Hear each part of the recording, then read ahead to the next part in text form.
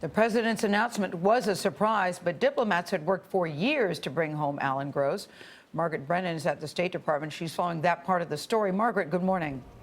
Good morning, Gail. Well, Alan Gross's first words to his two daughters were, "I'm free."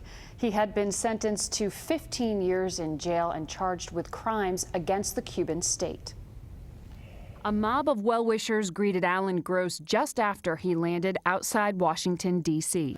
A devout Jew, Gross later told reporters he felt blessed. Today is the first day of Hanukkah, and I guess so far it's the best Hanukkah that I'll be celebrating for a long time.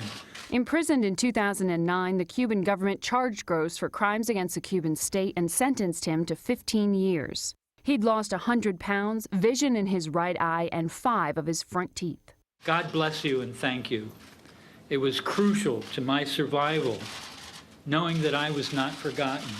After a few false starts over 18 months of talks, a final deal was brokered this week. The U.S. released 3 members of the spy network known as the Cuban Five. In exchange, the Castro regime released an unnamed Cuban national who had served 20 years in jail for working as a U.S. spy. Alan Gross's imprisonment helped pave the way towards a major diplomatic opening.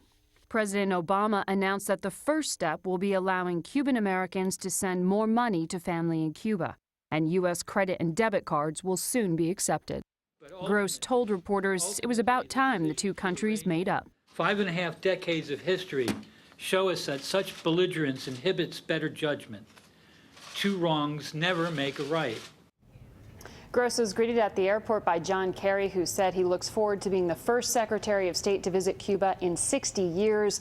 But there's no trip scheduled yet, and it's going to take at least another 6 months to lift those terror-related sanctions. Nora? All right, Margaret, thank you so much.